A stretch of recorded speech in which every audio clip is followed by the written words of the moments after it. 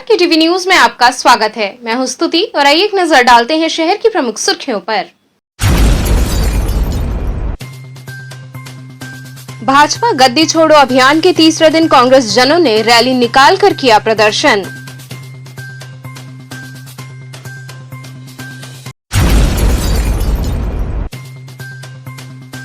बाढ़ प्रभावित क्षेत्रों का जिलाधिकारी द्वारा निरीक्षण कर राहत सामग्री की गई वितरित।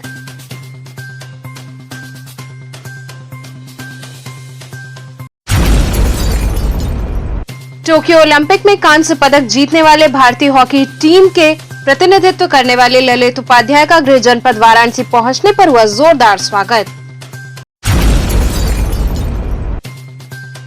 और सपा व्यापार सभा के प्रदेश उपाध्यक्ष व पूर्वांचल प्रभारी प्रदीप जायसवाल पत्रकारों से हुए रूबरू। और अब खबरें विस्तार से। भाजपा गद्दी छोड़ो अभियान के तीसरे दिन कांग्रेस जनों ने रैली निकालकर प्रदर्शन किया। कांग्रेस जनों ने 3 दिवसीय भाजपा गद्दी छोड़ो अभियान के तीसरे दिन रैली निकाली। इस दौरान पूर्व विधायक अजय राय द्वारा पिंडरा विधानसभा क्षेत्र अंतर्गत सिंधौरा में भाजपा गद्दी छोड़ो पदयात्रा निकालकर भाजपा सरकार के विरुद्ध प्रदर्शन किया गया। पूर्व विधायक अजय राय ने कहा कि बीजेपी केवल जुमलों की पार्टी है व इस सरकार में लोग महंगाई से त्रस्त हैं। अब परिवर्तन की बारी है। कांग्रेस सरकार के लिए बेसब्री से प्रदेश की जनता इंतजार कर रही है। इस मौके पर किसान कांग्रेस कमेटी के प्रदेश महासचिव पंकज सिंह डब्लू, मनीष चौबे, सतीश चौबे सहित बड़ी संख्या में कार्यकर्ता शामिल रहे। नमस्कार।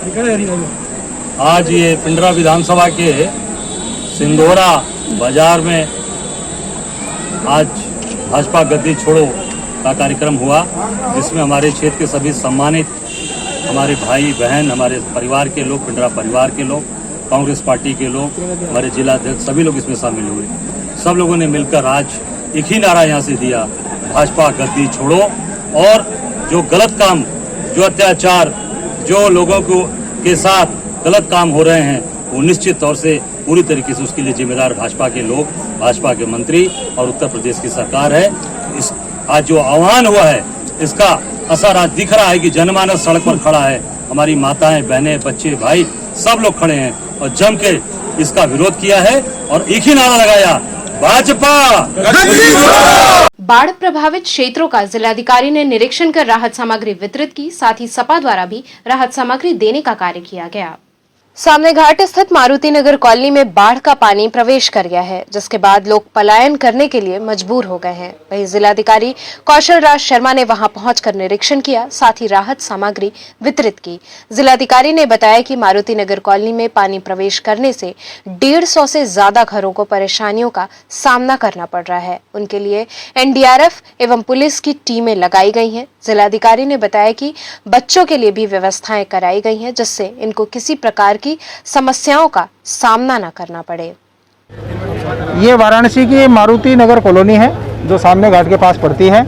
यहीं पे ही करीब 100-150 परिवार हैं, वो पानी में फंसे हुए हैं। और क्योंकि यहाँ पे लो लाइंग एरिया है, तो पानी का भराव यहाँ पे काफ़ी है। तो पिछले 2-3 दिन से यहाँ के करीब 300 लोगों को बाहर निकाला गया है। काफ़ी लोग अभी अंदर हैं जो अपनी इच्छा से हैं। उन्हीं में सामग्री का वितरण यहाँ पे चालू कराया गया है, ताकि जो लोग भी यहाँ पे हों उन्हें खाने पीने की दिक्कत ना हो। यहाँ पे दूध का वितरण, पानी का वितरण, वो सारा भी कराया जाएगा। और इसके अलावा बाकी जो चीज़ें बच्चों के लायक होगी उनका वितरण करा रहे हैं। क्योंकि आज लाइट यहाँ की काटनी पड़ी है, तो मोमबत्ती, माचिस जैसी चीज़ भी राहत सामग्री में ऐड की गई है। और वो पूरी राहत सामग्री की किट हर परिवार को यहाँ पे दी जा रही है। एनडीआरएफ की व्यवस्था के साथ साथ पुलिस की व्यवस्था भी यहाँ पे लागू की जा रही है, ताकि इनके घरों का सामान सुरक्षित रह सके। तो यहाँ पे सभी जो रहने वाले लोग हैं, उन्हीं का हालचाल लेने के लिए यहाँ वरिष्ठ अधिकारी हम लोग आए हैं। बाकी हमारी तहसील की टीमें यहाँ पे लगी हैं और नागरिक काफ़ी कोऑपरेट कर रहे हैं यहाँ पे। और खुद अच्छी पढ़ी लिखी जेंट्री के लोग हैं, काफ़ी समझदार लोग हैं, पहले भी ऐसी आपदा को फेस कर चुके हैं। इसलिए बहुत कोऑपरेशन के साथ यहाँ पे बहुत अच्छा वितरण वगैरह का कार्य हो रहा है। आगे भी यहाँ पे जो भी सहायता पब्लिक को चाहिएगी वो सारी उपलब्ध कराई जाएगी। सर, वो दौरा हुआ है, कभी कोई कैजुअलिटी की ऐसी बात सामने? कोई कैजुअलिटी पूरे डिस्ट्रिक्ट में अभी तक नहीं है। पानी का लेवल जो बढ़ रहा था वो 71.78 तक आ गया है और 2-3 सेंटीमीटर ही और बढ़ने की संभावना है। प्रयागराज में पानी कम होना शुरू हो गया है। इससे उम्मीद जताई जा रही है कि आज रात से पानी उतरना शुरू हो जाएगा या आने वाले 1-2 दिन के लिए स्टेबल हो जाएगा। अब बढ़ोतरी वाला जो ट्रेंड है वो देखने को नहीं मिल रहा है। तो तो उम्मीद है कि आने वाले 1-2 दिन में और स्थिति बेहतर होती जाएंगी और जैसे जैसे नदी में पानी जाने लग जाएगा वैसे वैसे एरिया खाली होता जाएगा। उसके बाद का चैलेंज यहाँ पे सफाई का, स्वास्थ्य का वो होगा। तो उसके लिए क्योंकि क्षेत्र अब नगर निगम में चला गया है तो उनकी टीम्स को हम लोग आज ही डायरेक्ट कर रहे हैं कि अपना स्क्वाड वगैरह तैयार रखें ताकि जैसे ही पानी उतरे यहाँ के लोगों की उस स्वास्थ्य के बारे में, सफाई के बारे में सहायता हो सके। इसी कड़ी में लंका के सामने घाट क्षेत्र का समाजवादी पार्टी महानगर उपाध्यक्ष विजय मौर्य डब्लू ने दौरा किया एवं लोगों में राहत सामग्री वितरित की। उन्होंने सरकार से निवेदन किया कि बच्चों एवं गरीबों को राहत सामग्री पहुंचाने का काम करें एवं लोगों से निवेदन किया कि वे सुरक्षित स्थानों पर जाएं। डब्लू जी गए थे बाढ़ क्षेत्रों में, आप दौरा किया, क्या वहाँ पे स्थिति और क्या देखे आपने? स्थिति बहुत भयावह है। लगभग बहुत से मकान ऐसे हैं जो एक फ्लोर डूब चुके हैं। लोगों को पानी और खाने की बहुत समस्याएं हैं। अभी हम लोगों ने फौरी तौर पे कुछ बिस्किट वगैरह और पानी वगैरह का वितरण किया है। इसके बाद हम लोग और भी सामान लेके आएंगे और बांटने का काम करेंगे। क्या कहना चाहेंगे लोगों को, क्या अपील करना चाहेंगे? लोगों से अपील यही है कि सुरक्षित रहें, समझदारी से रहें और अपना व्यवस्था करें। कहीं बच्चों को, चूँकि महामारी भी फैलने का अंदेशा है, तो बच्चों को भी सुरक्षित रखें, अपने भी सुरक्षित रहें। और सरकार से हम यह मांग करते हैं कि पशुओं को चारा नहीं है, पशुओं को बहुत बड़ी समस्या है, बच्चों को दूध की समस्याएं हो रही हैं, लोगों को खाने पीने पानी की भी दिक्कतें हैं। इसको हम सरकार से हम मांग करते हैं कि हम लोग तो जो कर रहे हैं कर ही रहे हैं, लेकिन शासन प्रशासन भी इस ओर ध्यान दे और तत्काल जो है इन कमियों को पूरा किया जाए। कहाँ रहते हैं, किस कॉलोनी में? जानकी नगर कॉलोनी में। कब से ये गंगा का बाढ़ का पानी भरा है और कितनी समस्याएं आ रही हैं? ये तो गंगा का पानी बहुत तेजी से कल से बढ़ रही है। कल शाम तक 4 बजे तक बहुत पीछे थी, अभी रात भर में यहाँ तक आ गई। कितनी समस्याएं आ रही है इस बाढ़ के पानी में? अरे लाइट कटेगी, पानी की, इसमें डेंगू भी, टाइफाइड सबको हो ही रहा है जैसे। तो क्या अभी सरकारी कर्मचारी या सरकारी कोई राहत का यहाँ पे लोग आए थे? नहीं, कोई नहीं, बस पीएसए वाले आए थे। कल वहाँ पानी भर रहा था तो देख के चले गए। टोक्यो ओलंपिक में कांस्य पदक जीतने वाले भारतीय हॉकी टीम के प्रतिनिधित्व करने वाले ललित उपाध्याय का गृह जनपद वाराणसी पहुंचने पर जोरदार स्वागत हुआ। टोक्यो ओलंपिक में भारतीय हॉकी टीम द्वारा कांस्य पदक जीतने के बाद हॉकी टीम में भारत की तरफ से प्रतिनिधित्व कर रहे वाराणसी के खिलाड़ी ललित उपाध्याय अपने गृह जनपद वाराणसी पहुंचे। इस दौरान लाल बहादुर शास्त्री हवाई अड्डे पर उनका भव्य स्वागत किया गया। ललित के परिजनों सहित समर्थकों ने ढोल नगाड़ों के बीच माला फूल पहनाकर उनका भव्य स्वागत किया। इस अवसर पर ललित के पिता सतीश उपाध्याय सहित प्रदेश सरकार के स्टाम्प एवं पंजीयन शुल्क मंत्री रविंद्र जायसवाल सहित सैकड़ों खेल प्रेमी उपस्थित रहे। वहीं हवाई अड्डे से ललित सीधे बाबा विश्वनाथ दरबार पहुंचे, जहां उन्होंने विधि विधान से बाबा का पूजन किया।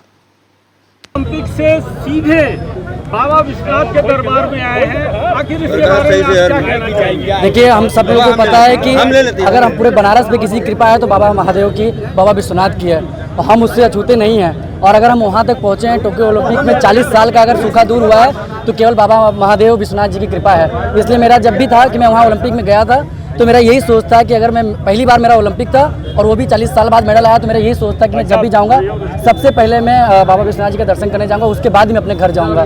तो बस यही मेरा सपना था। ललित जी, ये मोहम्मद शाहिद विवेक सिंह की धरती है। उन लोगों ने भी हॉकी के फील्ड में एक इतिहास रचा था।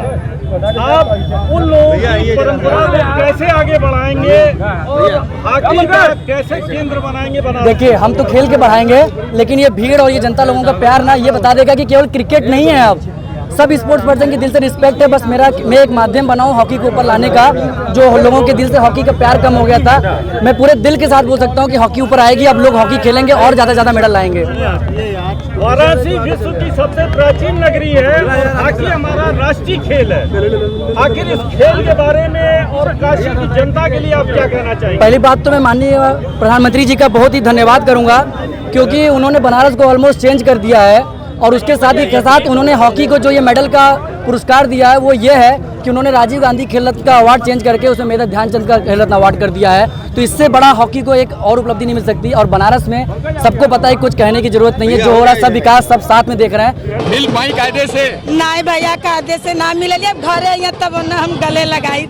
ये आंसू निकल पड़े आपके और ललित के भी।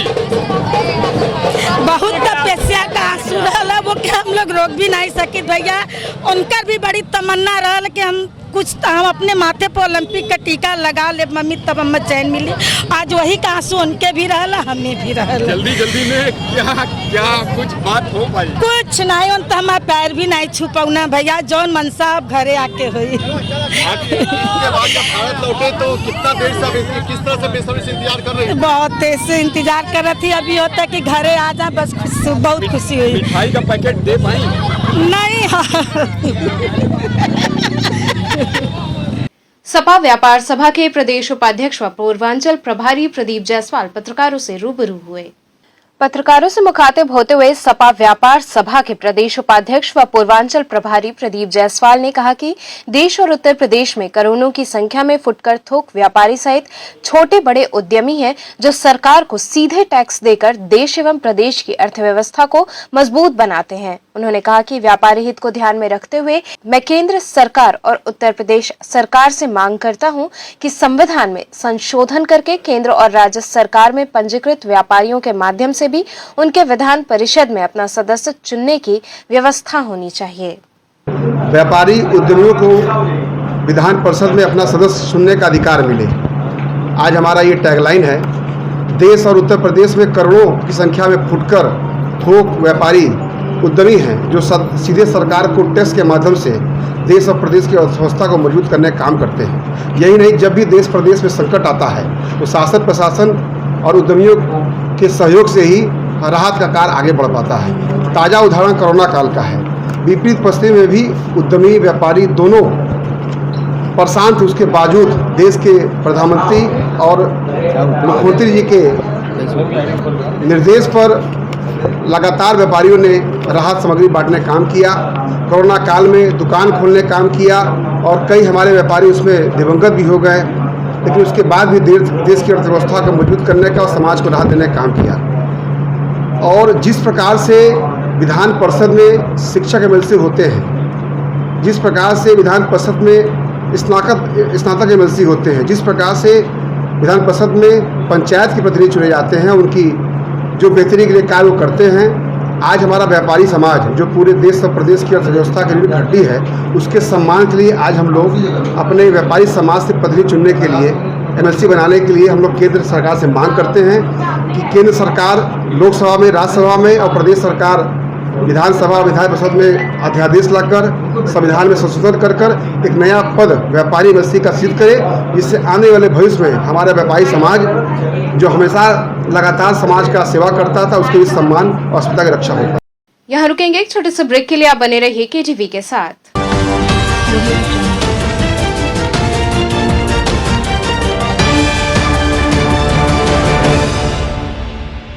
खबरों से जुड़े रहने के लिए हमारे चैनल केटीवी वाराणसी को सब्सक्राइब करें और लेटेस्ट अपडेट्स के लिए बेल आइकन को प्रेस करें।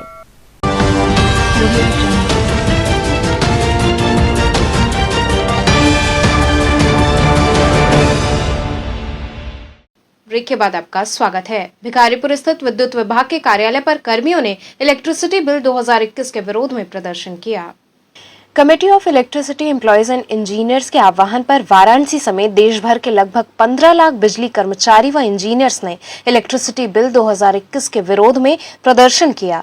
वाराणसी में विरोध सभा प्रबंध निदेशक कार्यालय भिखारीपुर के समक्ष हुई, जिसमें सैकड़ों अभियंता एवं कर्मचारी शामिल हुए। सभा में वक्ताओं ने बताया कि इलेक्ट्रिसिटी एक्ट 2003 में उत्पादन का लाइसेंस समाप्त कर बड़े पैमाने पर बिजली उत्पादन का निजीकरण किया गया, जिसके परिणाम स्वरूप देश की जनता को निजी घरानों से बहुत महंगी बिजली की मार झेलनी पड़ रही है। अब इलेक्ट्रिसिटी बिल 2021 के जरिए बिजली वितरण का लाइसेंस लेने की शर्त समाप्त की जा रही है, जिससे बिजली वितरण के संपूर्ण निजीकरण का मार्ग प्रशस्त हो जाएगा। उन्होंने मांग की कि इलेक्ट्रिसिटी बिल 2021 को जल्दबाजी में संसद में पारित कराने की बजाय इसे बिजली मामलों की स्टैंडिंग कमेटी को भेजा जाना चाहिए।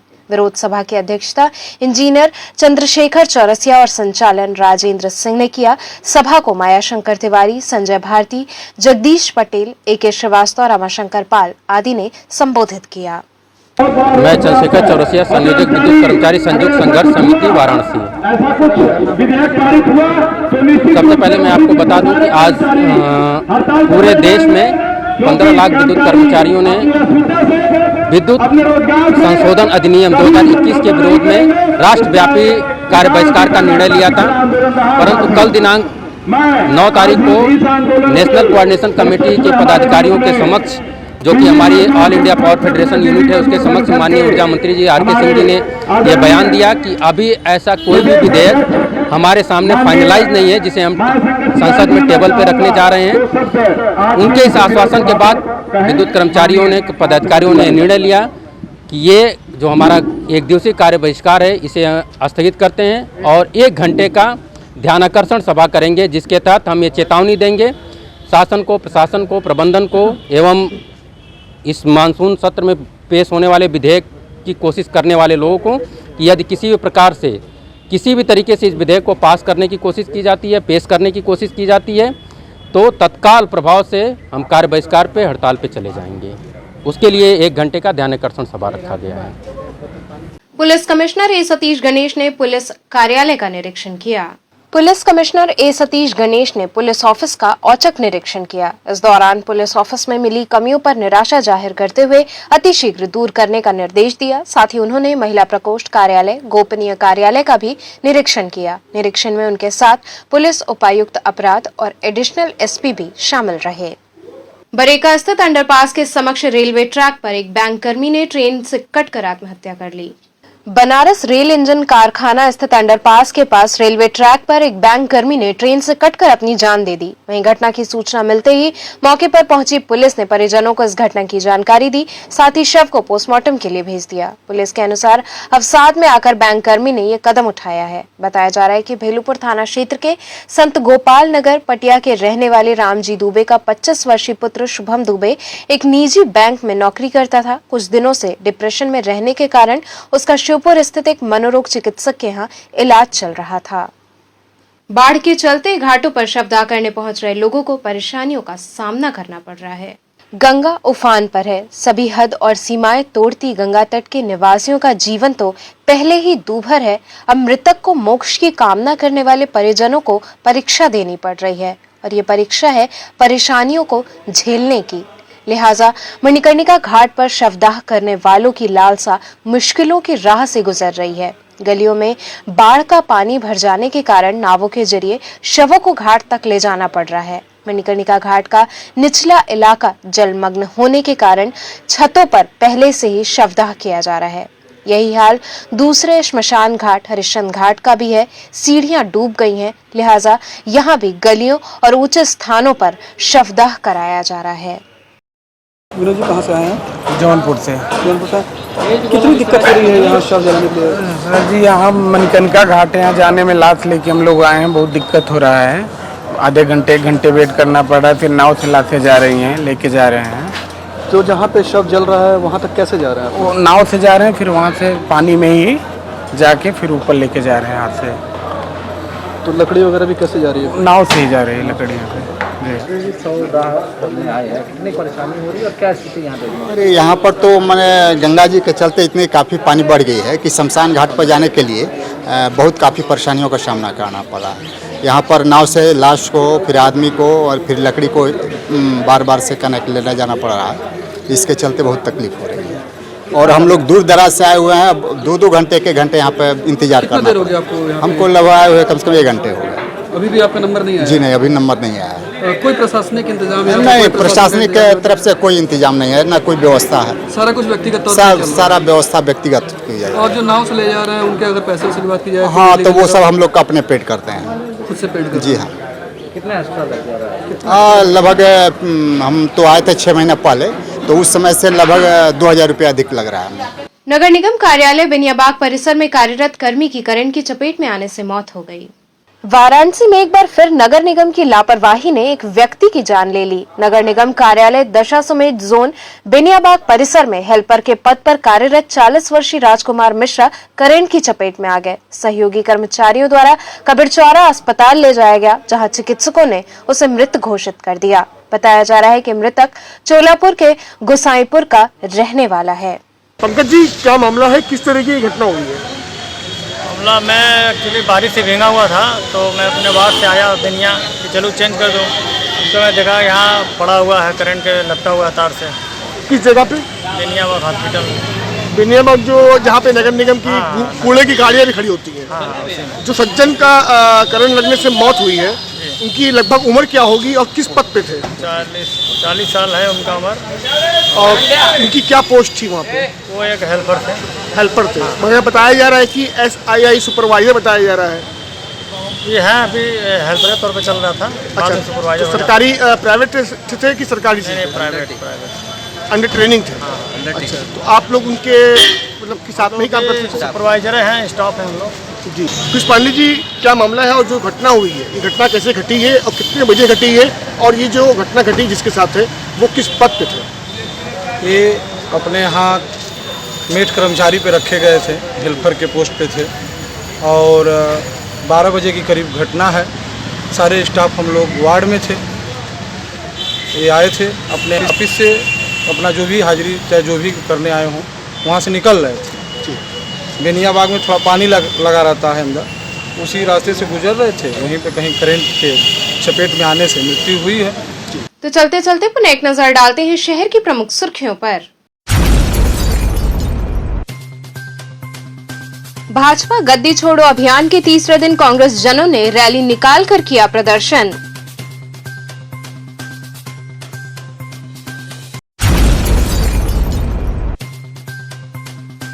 बाढ़ प्रभावित क्षेत्रों का जिलाधिकारी द्वारा निरीक्षण कर राहत सामग्री की गई वितरित।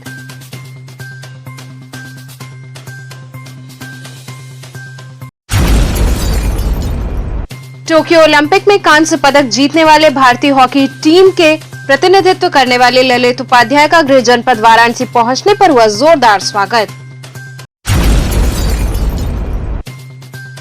और सपा व्यापार सभा के प्रदेश उपाध्यक्ष व पूर्वांचल प्रभारी प्रदीप जायसवाल पत्रकारों से हुए रूबरू। तो ये थे आज के समाचार। कल फिर होगी मुलाकात, तब तक के लिए नमस्कार।